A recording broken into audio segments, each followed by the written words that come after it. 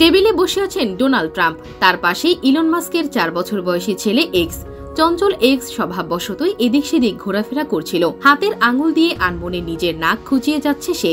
তারপর সেই আঙুল নিয়ে মুছে ফেলল ট্রাম্পের ডেস্কে, সেই সাথে স্পর্শ করে অন্যান্য স্থানেও। ঘটনা গত সপ্তাহের, পুরো বিষয়টি ধরা পড়ে লাইভ ভিডিওতে। সেদিনের পর ট্রাম্প ওভাল অফিস থেকে ডেস্কটি সংস্কারের জন্য সরিয়ে নেওয়ার নির্দেশ দেন। বিষয়টি নিয়ে শোরগোল খবরের পাতায়। নিউ ইয়র্ক পোস্ট বলছে 1962 সালে জন এফ কেনেডি সর্বপ্রথম এই ডেস্কটি ব্যবহার করেছিলেন। তারপর এক এক করে সব প্রেসিডেন্টরাই দায়িত্বে থাকাকালীন এই ডেস্কটি ব্যবহার করেন। রেজোলিউট ডেস্কটি সম্ভবত ওভাল অফিসের সবচেয়ে বিখ্যাত এবং সুপরিচিত ডেস্ক, যা ব্রিটিশ আর্কটিক এক্সপ্লোরেশন জাহাজ HMS রেজোলিউটের অবশেষ থেকে তৈরি করা হয়েছিল। প্রতিবেদন বলছে ট্রাম্প একজন জার্মোফোব ব্যক্তি।